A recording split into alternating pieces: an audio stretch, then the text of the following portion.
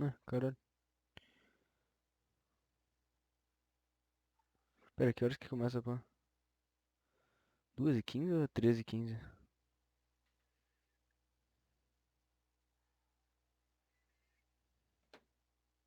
Ih, 2h15. Porra, velho. Caralho, mano, bom, né? Hum...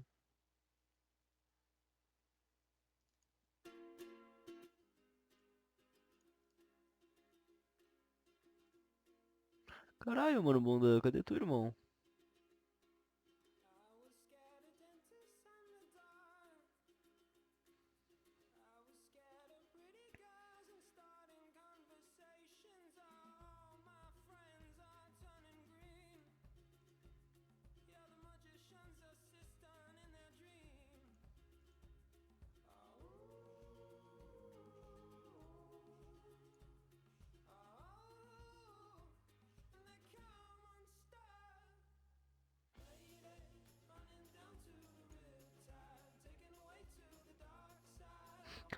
Tá tirando comigo, né?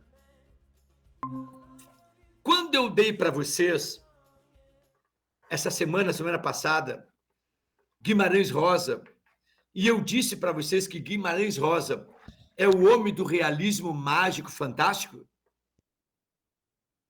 esse aqui também.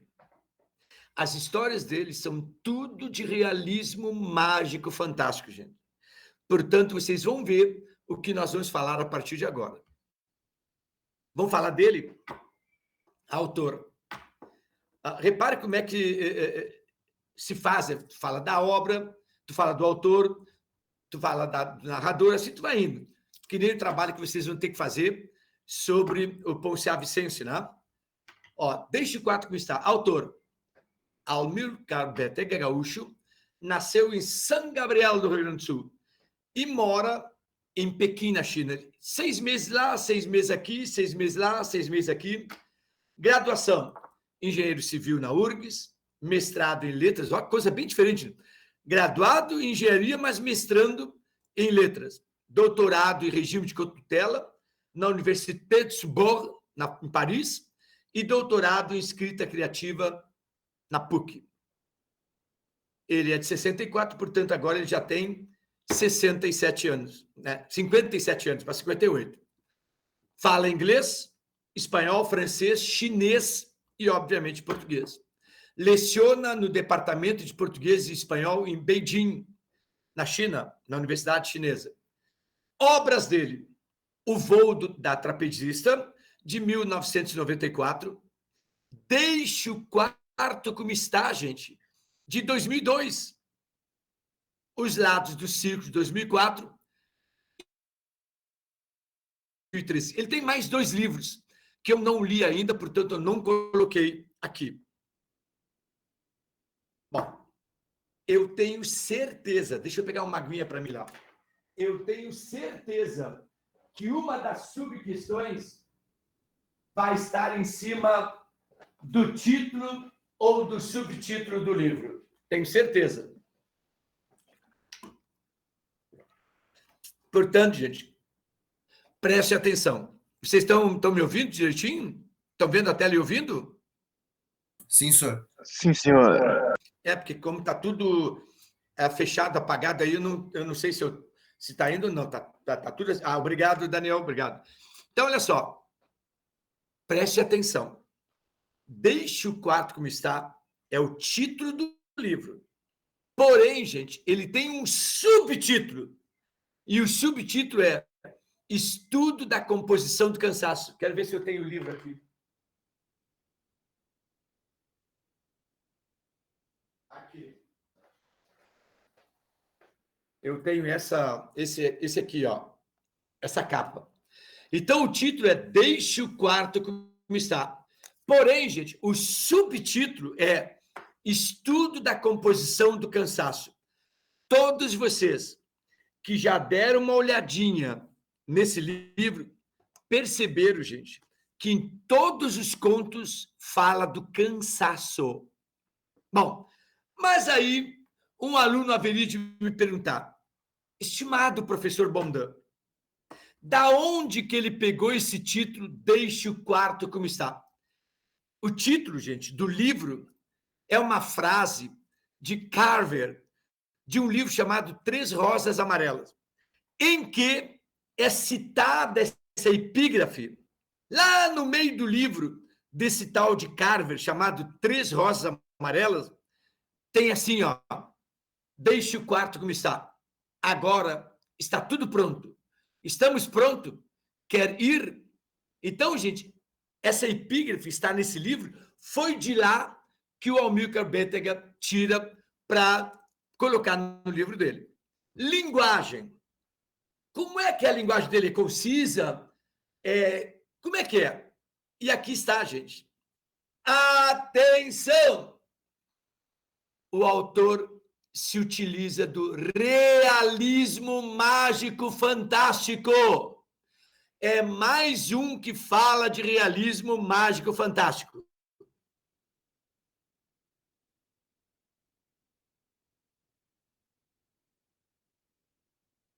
Melancolia.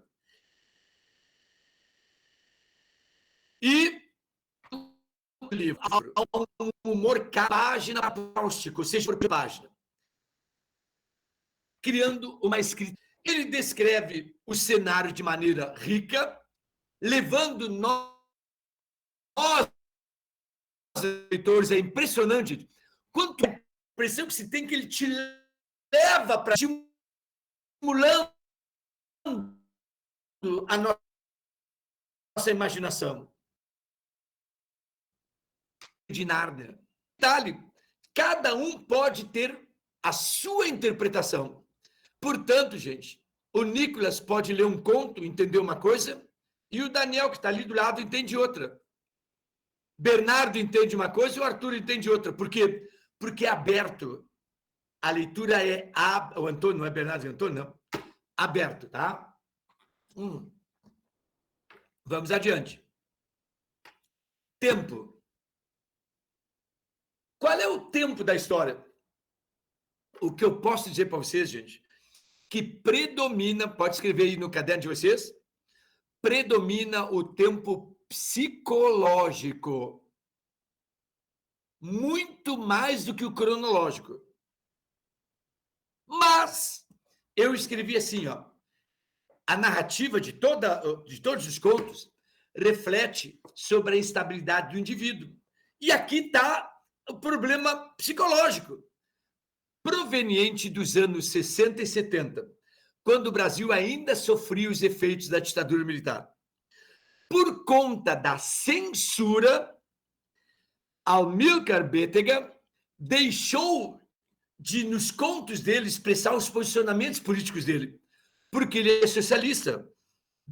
Mas a ditadura, a censura militar, começou a podar. E ele, então, gente, deixa de lado o assunto político e envereda para o assunto mais individual, psicológico. E aí, então, ele não se preocupa em dar tempo, em colocar data, quando é que se passa a história. Tá? Espaço. Aonde que ocorre a maioria dos contos? Em espaço urbano. Não passa em fazenda, em campo, na beira da praia. Não, gente. Geralmente, as histórias dele se passam num ambiente urbano. Cidade, urbe. Bom, agora é o grande momento de seu Enio Rosa, que está nervoso para saber. O que eu posso dizer para você é o seguinte: esse livro tem 14 contos. 14. E eu coloquei todos aqui. Do lado é a narrativa. Nós temos 11 contos narrados em primeira pessoa, ou seja, o personagem narra a história. E nós temos apenas 3 contos narrados em terceira pessoa. Olha só que coisa interessante. Tá, professor, mas eu não consigo decorar, professor. Como é que eu vou decorar? Bom, eu dou uma dica. Essa ordem que está aqui é a ordem que está aqui no livro. Ok? Então, gente, o primeiro conto e o último é terceiro. E a gente só decora que o encontro também é terceira. Tirando o primeiro conto, autorretrato, o último conto, para salvar Beth, e o encontro, todos os outros são narrados em first person. Desculpe, meu poliglotismo. Em primeira pessoa. Todos os outros é em primeira pessoa. Muito bem. Vocês estão vendo aquelas frases que estão do lado ali da narração? É que o ano passado, os alunos perguntaram, professor, se a prova da URGS acontecer e eu li essa obra em maio, como é que eu vou lembrar quando eu fizer a prova lá em dezembro? Não dá para o senhor dar assim uma frase que indique, né, que a gente possa lembrar? Lembrei. Se alguém de vocês leu algum desses contos, vocês vão lembrar da história pelas frases que eu coloquei do lado. Quer ver? Autorretrato, narrado em terceira pessoa, é a história da mulher gorda com o homem cão. Quem leu já se lembrou. Ah, tá. Exílio é a história de dono de uma loja que não tem freguês, que pega o trem e não sai nunca do lugar. Aprendizado é a história de um cara que vai para o motel depois de ser demitido, mas fica preocupado com a mãe dele, que está doente, os direitos dele, e no fim morre a mãe. Insistência é a história de um narrador que vai numa briga com os caras e ele diz que vai voltar para chapear eles de novo. Hereditário é uma geleia que o narrador recebe de herança do pai dele. Gruda na mão. Crocodilo 1 é um homem solteiro com um crocodilo nas costas numa pensão. A cura é a história de uma pandemia. Crocodilo 2 é um homem que não é o do Crocodilo 1, é outro, mas é um homem casado com um filho que já nasce nas costas com um crocodilo. O rosto é a história de um narrador e um rosto que começa a perseguir pelas peças da casa. A visita é a visita do narrador à casa de uma duquesa, substituindo o irmão dele. O irmão dele que visitava essa duquesa, um dia não foi ele. O encontro, narrado em terceira pessoa, apresenta um casal que chega a uma cidade desconhecida para um encontro que nunca acontece. Correria é a correria do narrador que está sofrendo e deseja parar, ele não consegue, gente. Ele não consegue parar. Ele quer parar e não consegue. Espera, em primeira pessoa, o narrador diz escutar da cama onde ele está uma mulher cantando no banheiro. E para salvar Beth, é o apego do personagem e desapego à cadelinha Beth. Bom, eu sei, tá aí o pessoal tudo querendo saber qual aqui para a prova de vocês agora, do dia 18 de outubro. Inclusive, não vão cair os 14 contos. Vão cair 5, 6 só. Agora. Não estou dizendo para o PS1, para o PS2, é para o PP4. Eu vou dar 6 contos. Se vocês lerem, assistirem a minha aula, mas depois lerem, porque esses contos, gente, é muito curto. Olha aqui, ó. Deixa eu mostrar aqui para vocês. Olha aqui. Conto autorretrato. Aqui. Aqui. Aqui. Aqui. Aqui, aqui. Pronto. 3 páginas e meia. O primeiro conto que eu tenho certeza que vai cair vai ser autorretrato. Segundo conto, exílio. Terceiro conto, hereditário. Quarto conto, crocodilo 1. Quinto conto, a cura. Sexto conto, crocodilo 2.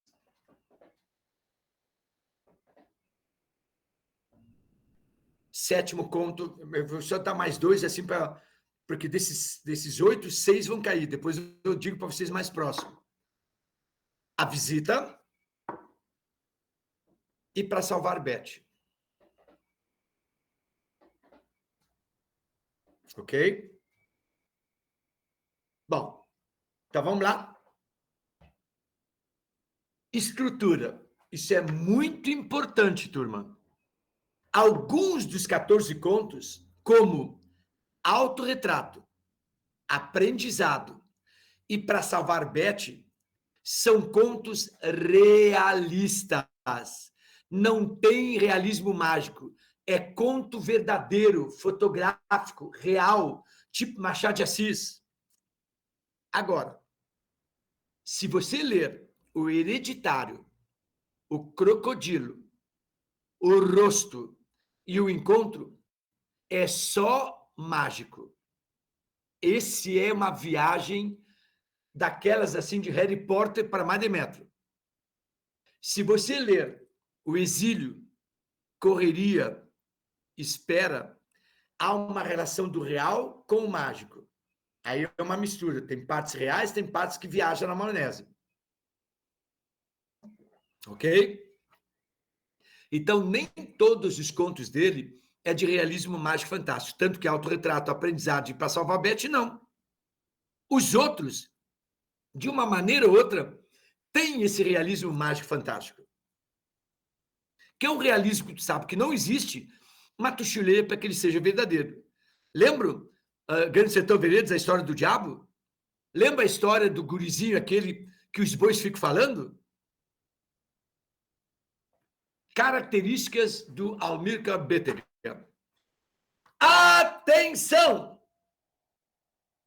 Algo em comum que dialoga em todos esses contos aqui. Alguém vai dizer, professor, qual é o fio que liga cada um dos contos? É o trabalho formal que se une ao mundo do fantástico. Ou seja, quando ele quer contar uma história fantástica, ele, de maneira implícita, subentendida, ele quer mostrar, gente, o que é o trabalho de fazer um conto, como é exaustivo. Tanto que ele fala numa entrevista que cada conto dele levava de 2 a 3 meses para ser finalizado. Ele começava o conto, depois ele começava a podar. Não, essa palavra não é boa. Essa frase aqui não está bem feita. Ele ia podando, ele ia cortando. Isso é o trabalho formal. Outra, dificuldade de entendimento por parte do leitor. Eu sei, gente, que todos vocês que leram, digam assim, professor, a maioria não entendi. Então, olha o que está escrito aqui, ó, não dá para entender tudo, até porque a própria personagem não entende tudo. Se o personagem do conto não está entendendo a história dele, como é que tu vai entender? Outro, ele nos passa a ideia da imutabilidade. Todo conto, gente, nos passa a ideia de cansaço, de resignação das personagens, de circularidade. Outra, a lógica cotidiana abre espaço, ou seja, aquilo que é lógico para nós abre espaço para estranhos eventos e relações que passam a impor suas próprias regras e configuram um novo mundo. A escrita elegante, a leveza, o diálogo entre a poesia e prosa lembram muito o estilo de um outro escritor que eu vou dar para vocês em outubro, chamado Murilo Rubião. Então, coloquem no caderno de vocês. Amilcar Bétega, ele tinha 2 ídolos, 2 influenciadores, Guimarães Rosa e Murilo Rubião. Guimarães Rosa eu já dei, mas Murilo Rubião eu vou dar para vocês em outubro, até antes da prova ainda por cima. Características. Os 2 influenciadores dele, Guimarães Rosa e Murilo Rubião. Está aqui escrito a turma, ó. Está aqui, ó. Murilo Rubião. Tá? Vamos adiante. Outras características dele. Ele funde real com irreal, por isso que dá o realismo mágico fantástico, e cria uma nova realidade, que é o surrealismo insólito. É tão absurdo as histórias dele que, no fim, fica uma coisa normal. Tu começa a ler as histórias dele, gente, e tu começa a normatizar o absurdo. Os contos dele são contos universais, tu pode traduzir para qualquer língua, que em qualquer lugar do mundo essa história é palatável. Os finais são abertos, cheios de mistérios. Aquilo que eu falei, cada um pode entender de uma maneira. Os personagens são universais, a grande maioria não tem nome. Pouquíssimos personagens desse livro possuem nome. E, para finalizar, as características revela aquilo que no século XX é decorrente do declínio da fé religiosa, o descrédito das ideologias marxistas, capitalistas, né? Dando lugar a temas, gente, de incerteza, de desesperança do ser humano. Aqui está o primeiro conto, Autorretrato, que não tem nada a ver com o título do livro. Preste atenção, gente. Autorretrato, primeiro eu não vou ler aqui, tá? Autorretrato é a história de dois meninos que estão, eu estou inventando, tá? Eles estão jogando bola na calçada. Já deve ter acontecido com alguns de vocês. De repente, a bola entra no terreno e o muro é alto. Ninguém sabe quem vive lá dentro. Todo mundo sabe que é uma gorda e um cara lá que mora junto com a gorda. O que esses meninos fazem? Eles pulam o muro para especular o que é que tem naquela casa misteriosa. Nesse momento, gente, quando eles pulam o muro, os dois são pegos por um homem-cão, aqui, um homem zarrão, que pega os dois assim pelo cangote e leva até para dentro da casa para mostrar para a mulher gorda. A mulher gorda, gente, ela está modorrenta, deitada no sofá, comendo. Quando ela olha para o homem, ela olha assim fixamente para esse homem-cão, para que ele já sabe o que tem que fazer. O que esse homem faz? Ele pega a cabeça dos dois guris e faz assim, ó. Pá! E os dois guris caem e desmaiam. Ele olha para a gorda e a gorda faz assim, ó. Ele leva para fora novamente do quintal. Quando ele leva para fora do quintal, ele olha para ver se a gorda está olhando para ele, reanima os dois meninos, faz um carinho neles, dá uns doces para eles, né? E leva eles até a saída. Quando fecha o portão e ele volta para o pátio, esse homem-cão olha para a gorda que está lá comendo no sofá, né? Ele sente um ódio tão grande que ele pega um saco de areia e começa a bater, até se esgotar, gente. Por quê? Porque ele está com raiva daquela gorda. Porque ele só faz as coisas que a gorda manda. Então, vamos ler aqui. O conto traz o narrador em terceira pessoa, em perspectiva com um ângulo superior aos acontecimentos. Apresentam dois personagens, uma mulher gorda e um homem-cão. Sempre de... Homem-cão, gente, significa que é aquele cara que faz tudo que a patroa pede. Sempre de prontidão. Ambos moram em uma casa sombria e suja. De repente, dois meninos invadem a casa e são levados pelo homem-cão até a gorda. Ela faz um gesto para que o homem bata a cabeça dos dois meninos entre si, desmaiando-os. Quando acordam, são expulsos da casa. O homem os guia até o portão de saída e os presenteia com doces, como se fosse um afago dele, não da gorda, após o castigo.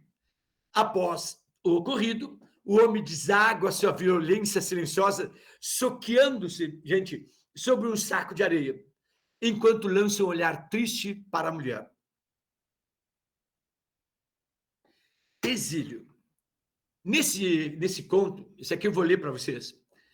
o narrador personagem que não tem nome, você repare que eles não têm nome, gente. Dono de uma loja, ele, de repente, cogita fechar essa loja, porque não tem cliente, gente. E também pelo ambiente estranho que ela se encontra a loja. Em uma cidade vazia e quente, que deixa todo mundo preguiçoso, com cansaço, sem vontade de querer fazer nada. Os clientes que chegam à loja apenas olham, não compram nada, e alguns ainda, ele vê que estão roubando coisas da loja. Ele fica muito emputecido. Naquele mesmo dia, o personagem então resolve embarcar num trem, conquanto, após vários descansos, quer dizer, várias paradas do trem em estações, ele percebe que o trem não deixa a cidade. Ele vai parando em estação, mas ele não sai da cidade. O que ele faz? Ele resolve descer na próxima parada e retornar à loja original dele. Terminou o conto. Esse conto, gente, deduz, pela descrição do ambiente, uma relação de sufocamento entre o personagem e o meio que ele vive. E esse meio que ele descreve é um meio gelatinoso, pesado, sufocante, aumentando essa sensação de sufocamento que prende o personagem nessa cidade vazia, como se ele estivesse exilado dentro da vida dele. Vocês sabem com o que eu posso comparar esse conto aí? Muitos de nós, às vezes, somos autoexilados. E eu vou dizer para vocês, eu tenho aqui no meu espantalho, que está aqui do lado. Lembram vocês que tiveram aula comigo ano passado aqui nessa bancada o ano inteiro? Lembram? Turma, eu cheguei em casa dia 18 de março e até o dia 25 de maio deste ano foram 435 dias autoexilado aqui nesse apartamento. Eu saí 3 vezes nesses 434 dias. Um para ir no médico o ano passado, outro para tomar a primeira dose e outro para ir no supermercado. Eu fiquei 431 dias sem sair daquela porta ali, ó. Nem para ir lá embaixo. Como é que eu exercitava? Eu não tenho esteira. Eu corria daqui, fazia a volta aqui, ia lá no quarto, fazia a volta aí no quarto. Eu fazia um 8 assim, ó. Eu fazia em torno de 90 voltas assim, ó. E não saí. Ou seja, eu fiquei aqui, ó, gelatinoso, pesado. É o autoexílio, gente. Quantas pessoas ficam autoexiladas dentro do seu mundinho, né? Aprendizado não, insistência não, hereditário. Narrado em primeira pessoa pelo protagonista. A trama gira em torno de um dos bens deixado pelo pai do narrador. O pai do narrador deixou para ele uma gelatina, da qual, na hora que o pai apertou, passou a gelatina para ele e ele não conseguiu se desvencilhar dessa gelatina. Quando em vida, o pai do narrador tentava a todo custo apresentar essa herança para o filho. Entretanto, gente, isso não era possível, visto que a gelatina ainda não podia ser vista pelo filho, além do próprio pai. O pai estava tentando passar essa gelatina para ele. Entenda a gelatina, gente, a herança hereditária. O que o pai quer passar para o filho. Assim que o pai morre, ela passa a ser possuída pelo narrador, que aprende a conviver com aquele estranho objeto que antes lhe era invisível. A simbologia por trás da geleia representa um provável problema ou segredo que o pai do protagonista guardava e queria compartilhar com o filho. Entretanto, não era correspondido, criando a metáfora da invisibilidade da geleia. Apenas depois da morte de seu pai, o protagonista passou a entender aquilo que tanto atingia, recebendo assim o segredo que ninguém além dele conseguiria compreender, ou seja, é a hereditariedade que vem de pai para filho. Por exemplo, eu tenho 3 filhos, 2 e uma menina. Um dá aula aí no João Paulo agora para a 6ª série. dizem que ele é parecido comigo. Mas o mais velho, a impressão que eu tenho é que eu passei para ele a geleia. E ele está começando a compreender, porque ele tem o meu jeito, ele tem o jeito de dar aula, porque ele é professor de biologia também, o Felipe também. Ele berra, é a mesma coisa, gente. Então, é aquilo que vem de pai para filho, de ascendente para descendente. A geleia. Muitas vezes a gente só vai compreender depois que o pai morre. Que aí tu vai dar valor. Aqui, pô, meu pai realmente, eu não dava mais. Toda a ética, a moral que eu tenho, eu recebi dele. Ah, Crocodilo 1. Já estamos na metade, eu só vou contar aqueles que eu disse que tenho certeza que vai cair na prova. Crocodilo 1, gente, é narrado em primeira pessoa e é um cara que mora numa pensão, num calor, gente, um calor. Sabe aquelas pensão de rodoviária, gente? O cara é solteiro e mora sozinho. De repente, ele está deitado na cama dele com uma preguiça, e aparece um crocodilo nos pés dele, no sofá, na ponta do sofá. E ele acha, por mais que estranho que fosse, esse homem não sentia medo. Olha o meu cursor aqui, ó. Pois pensava que podia ser uma alucinação, afirmando que sempre soube que um dia ele ia ficar louco. Uma característica importante para a personagem são os seus poucos movimentos, revelando de se levantar e deitar. Quer dizer, esse personagem está preguiçoso, gente. Ele está cansado. Em pouco tempo, a personagem parece ser indiferente com a presença do crocodilo. Ele já não tem mais medo do crocodilo estar ali no quarto dele. E aí ele passa até como se ignorasse o crocodilo ia sumir.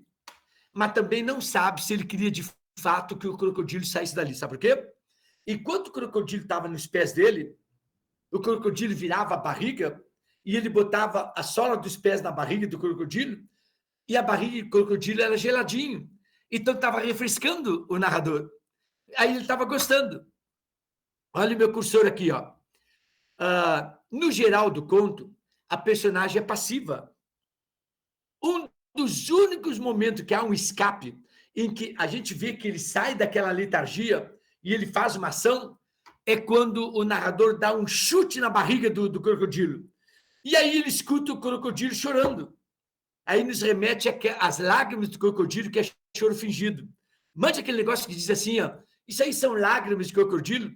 O cara deu um pontapé na barriga de crocodilo, o crocodilo, você me machucou. Aí o cara, isso aí, tu tá fingindo. A partir desse momento, o crocodilo fica cada vez mais próximo da personagem, chegando num ponto onde a dependência é tanta que o animal começa a se grudar nas costas dele. Começa a fazer parte do corpo do narrador. No final do conto, quando a personagem decide comprar uma coleira, porque ele vive nas costas, mas também ele pode andar com coleira no chão. Ele resolve comprar uma coleira para o crocodilo, vê esse narrador, quando sai à rua, ele vê nas costas das outras personagens outros animais. A interpretação que pode ser feita em cima do conto é uma alegoria, gente, sobre os problemas que todas as pessoas têm que carregar todos os dias. Não entenderam? É uma das interpretações. Quantas pessoas, dependendo do teu problema, carregam um animal nas costas? Por exemplo, o nosso amigo Daniel aqui que eu estou vendo, é um guri que não tem problema nenhum, é o nosso síndico do colégio. Ele deve ter uma formiga nas costas dele, gente. Ele não tem problema nenhum. Agora, por exemplo, tem outros aí que devem ter problemas mil de saúde, financeiro, de família, de tudo e tal. Tem gente que leva um elefante nas costas. Portanto, gente, os animais que podem estar nas costas das pessoas é o tamanho dos teus problemas que tu pode ter na tua vida. Ele tem um crocodilo, mas caminhando na rua ele pode ver alguns com um coelho, alguns com um cachorro, cada um com o seu.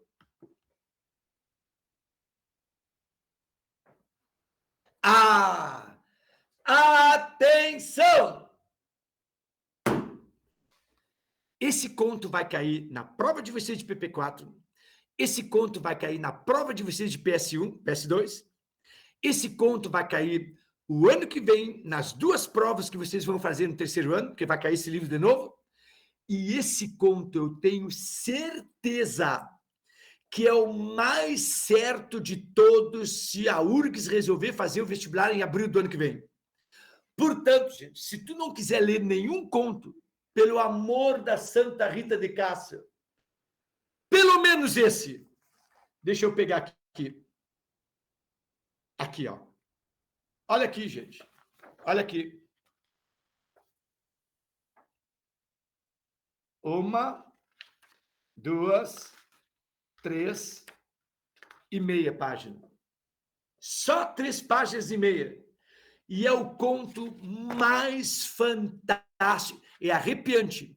Eu fico imaginando se esse conto fosse escrito por Nostradamus.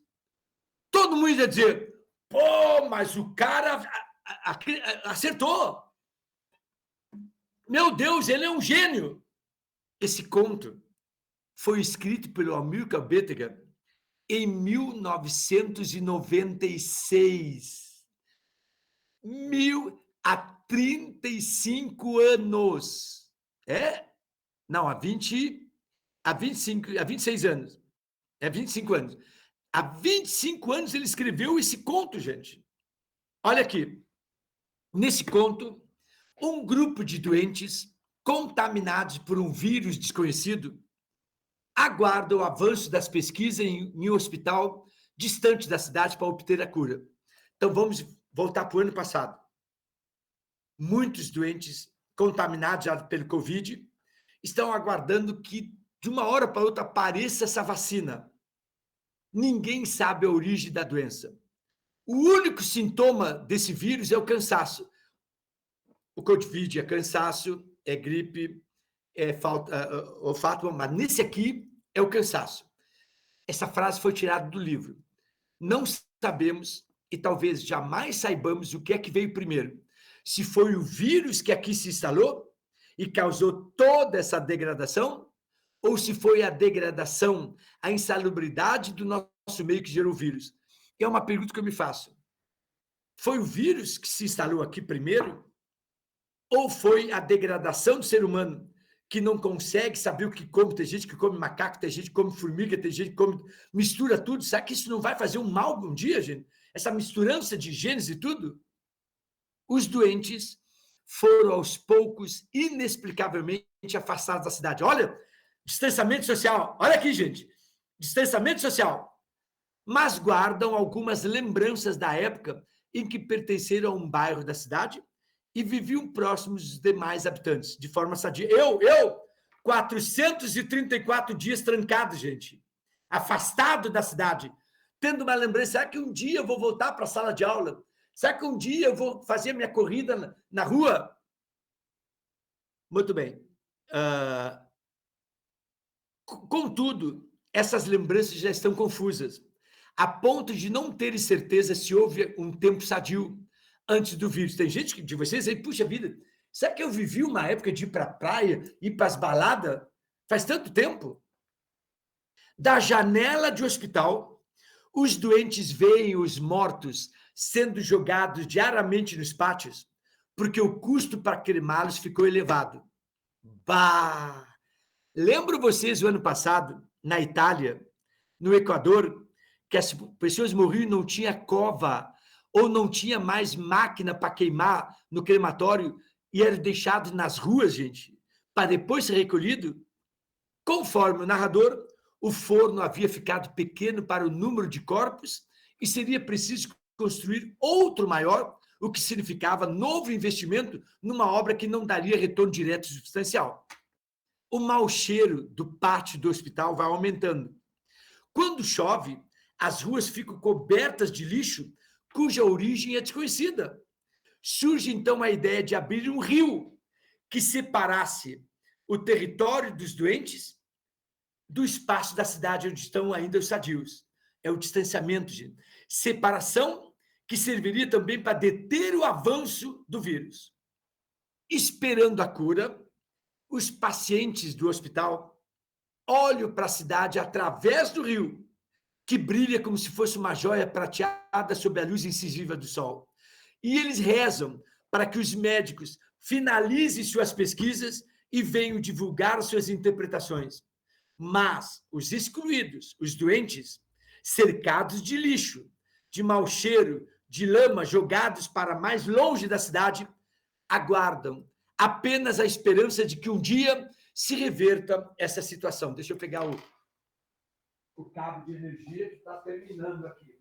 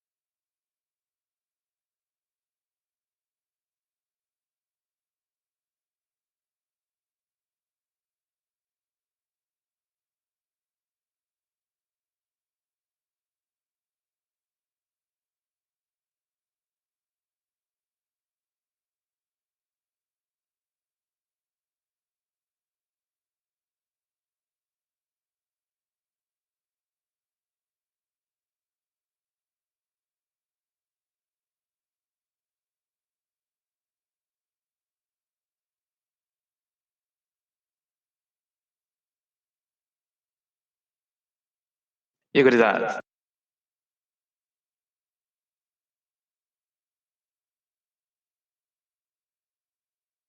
E aí?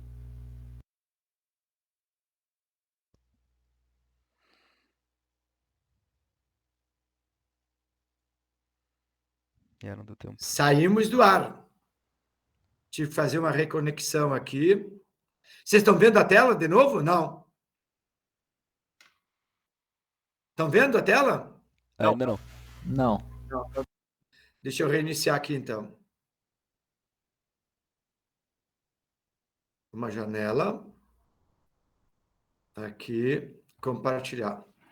Agora estão vendo de novo?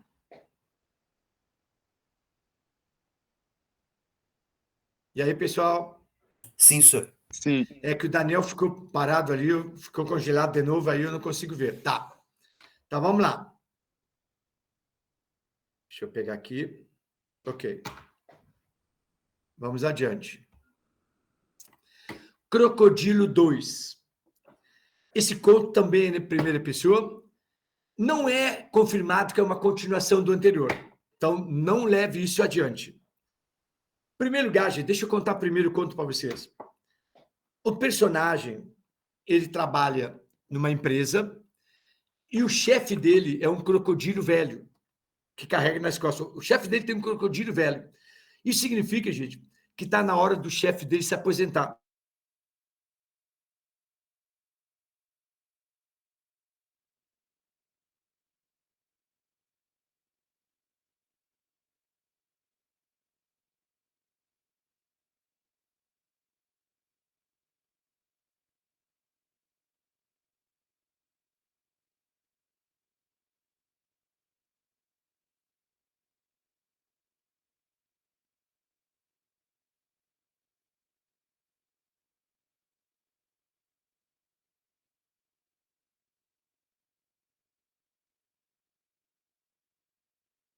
Ah, cara do moleque. Tá que pariu.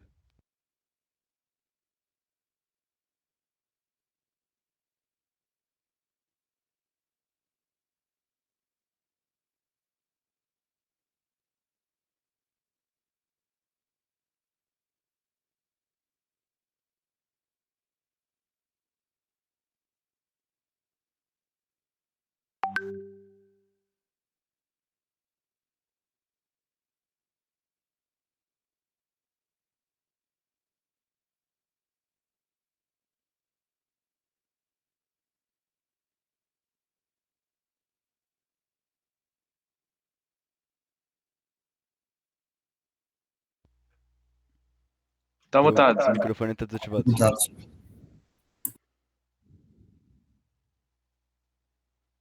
Mas que beleza. Ah, travou de novo o microfone, velho. Puta que pariu. É complicado.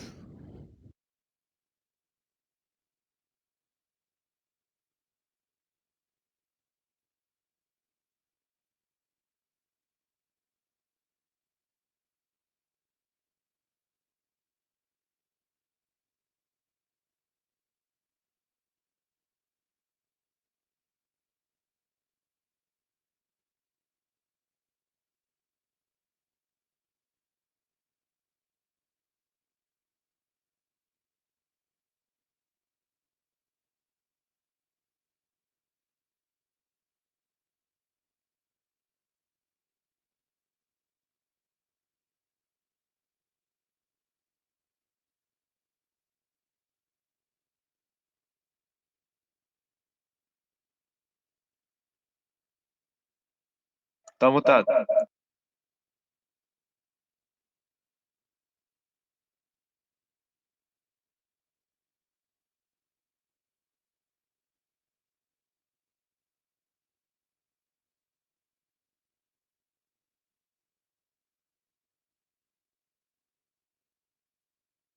Só a gente não tá te ouvindo, teu microfone tá desativado ali.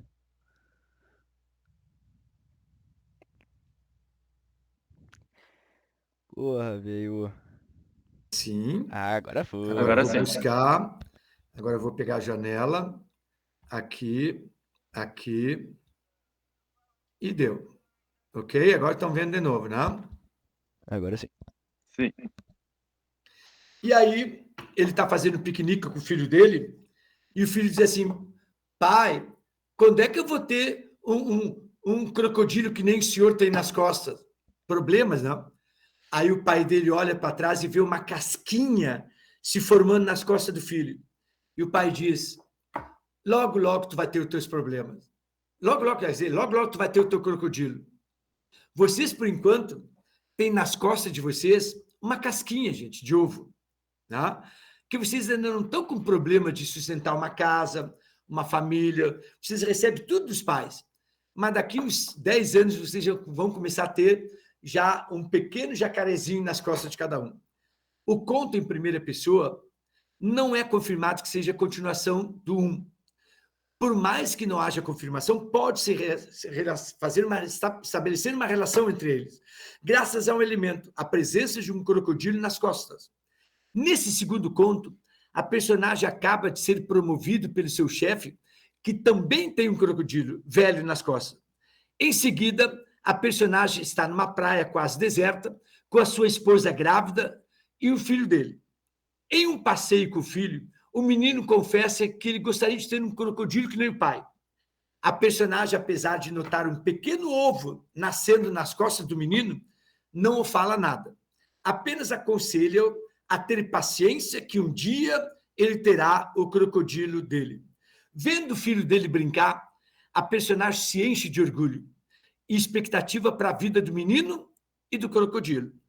No final do conto, aí passa anos, o conto assume um tom melancólico, com o crocodilo velho da personagem soltando um riso asmático que se transforma num acesso de tosse rouca e catarrenta.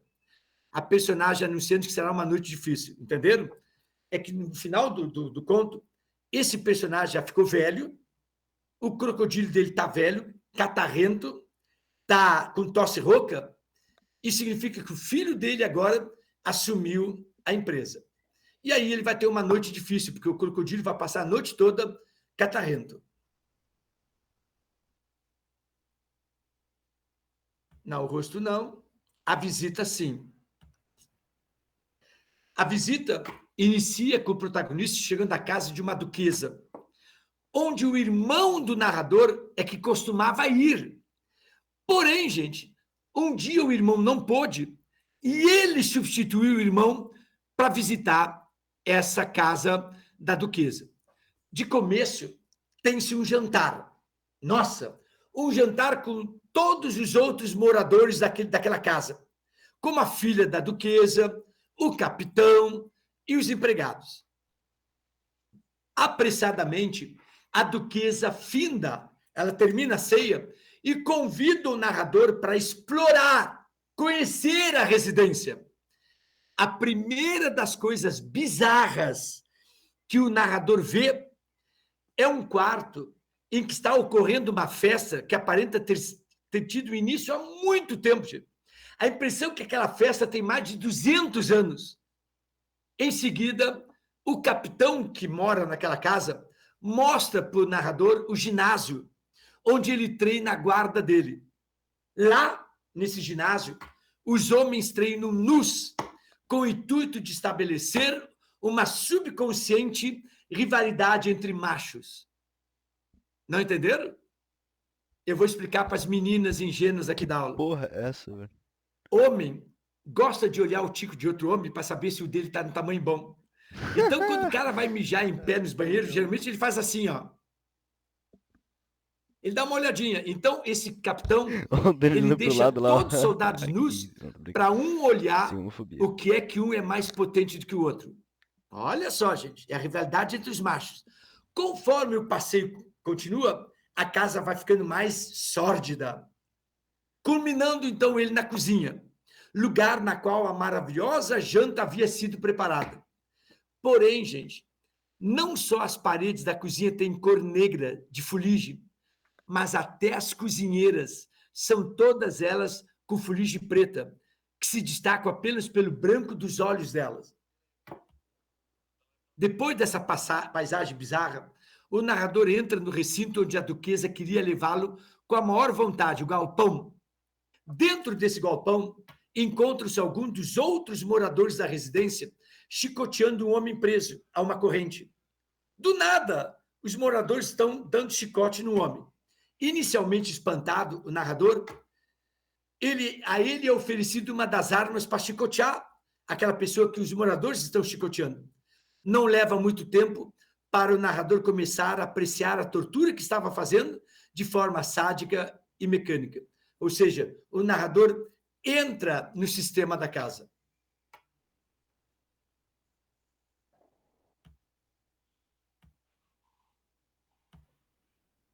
Para salvar Beth.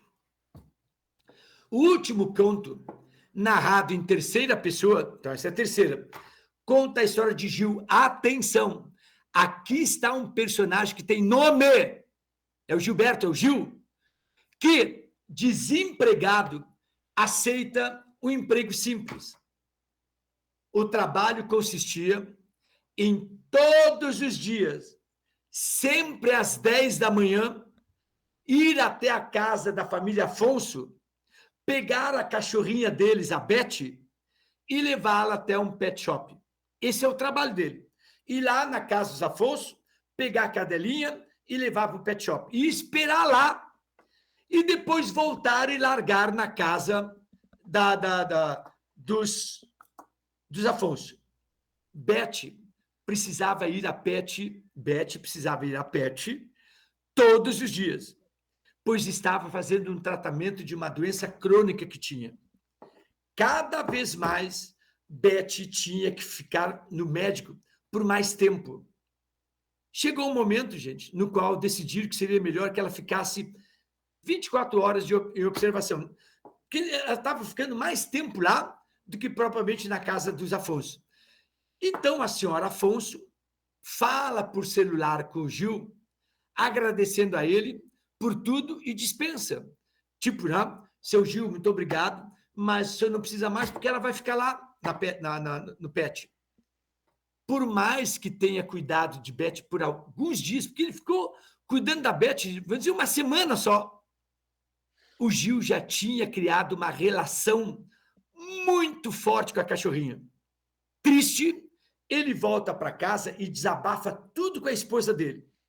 Os dois conversam e vão deitar. Porém, gente, o Gil não consegue dormir. E de madrugada, olha que loucura, ele se levanta e vai até a pet shop para ver como é que a Beth estava. Chegando lá, estava tudo escuro, ele não consegue ver ninguém. Então, um canto começa a chorar. Ele começa a chorar, o Gil. Gil se sente impotente e perdido, sendo tomado por um cansaço muito maior que ele. A imagem final É como se ele, sentindo-se abandonado, fosse um cachorro querendo entrar para dentro daquele lugar em que tanto se sentia bem. Subiu outras vezes os degraus que levavam à porta e, já sem nenhuma esperança, encostou o ombro à porta, roçou com a ponta dos dedos suavemente, como quem pede socorro baixinho. Ele queria ver a Beth, gente. Ele estava se sentindo bem com ela. Então ele chega em casa e o socorro dele é fazer que nem o cachorro faz quando pede socorro, colocando as unhas na parede ou na porta. Opa, deixa eu ver uma coisa aqui. Ah, não, tem. Opa, tem exercício que eu fiz para vocês. Calma aí. Ah, mas como que não? Tá aqui, ó. Tá aqui, gente. Deixa eu pegar aqui, leituras obrigatórias. Deixa o quarto como está. Nossa, tá aqui. Deixa eu ir até aqui. Isso. Deixa eu fazer assim. Agora deixa eu passar para vocês, tá? Aqui, uma janela, compartilhar. Pá. Agora vocês já estão vendo. Estão vendo, né? Sim. Ok. Não vou dizer nada, hein? Façam. E me mande pelo chat a resposta. Vocês não vão se arrepender. Façam.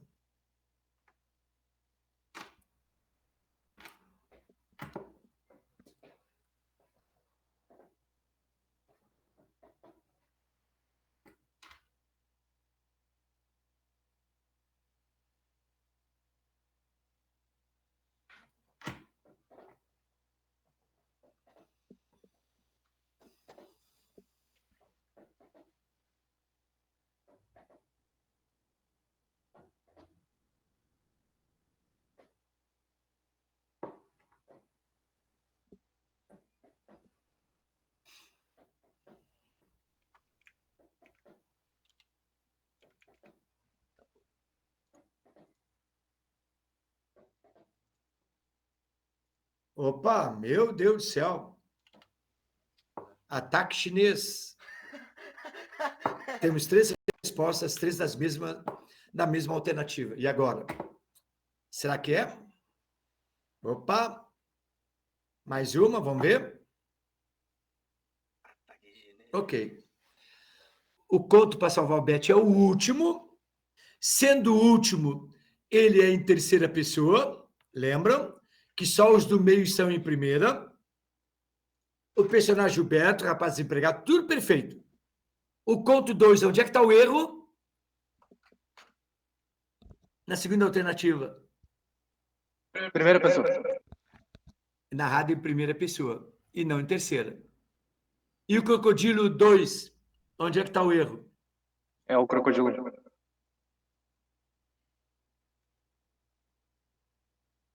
É que naquele ali é o Crocodilo 1, né? Exatamente, não é o 2. Perfeito. Que beleza. E aqui?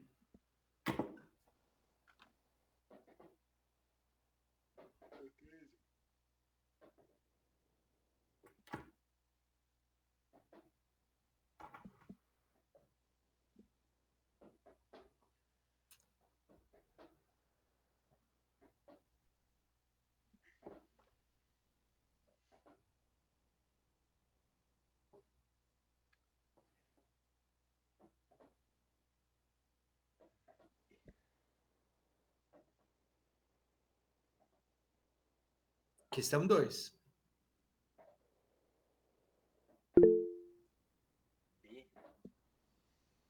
Eu acho que...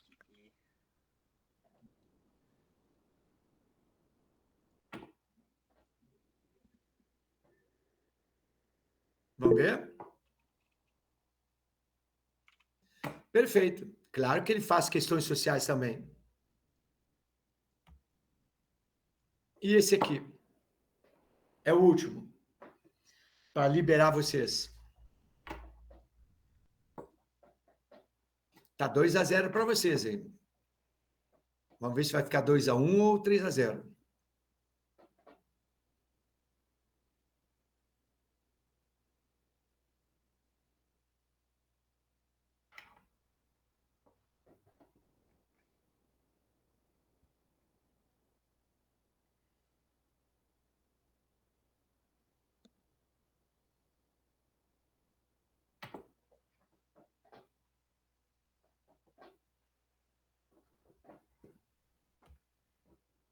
Por que que a 2 está errada? É falsa. Humor cáustico. É, o anel ali, né, senhor? O que que tem ele? É um dos contos, não, né? É o seguinte, é que Anel de Polícrates é um dos contos de papéis avulsos do Machado de Assis. Não tem nada a ver com o Deixa o Quadro Como Está. Tá? Entendi, senhor. É isso aí. Então, olha, foi indolor, foi maravilhoso, tá? E eu tenho certeza que vocês agora, com a dica que eu dei de quais são os contos principais, vocês vão ler aqueles mais, né? E vão matar tranquilamente a prova. Haja vista que essa prova vai ser subjetiva. A do Deixa o Quadro Como Está é, ó, escrita. Então, tem que saber alguma coisinha aí, tá bom? Alguma pergunta, pessoal? Acho que não, senhor. Tranquilo, então? Então tá. Fica sendo assim, então. Valeu, obrigado, turma. Bye. Tchau, tchau. Uhul. Valeu, Tchau, senhor. Vitor. Tchau, tchau. Tchau, senhor.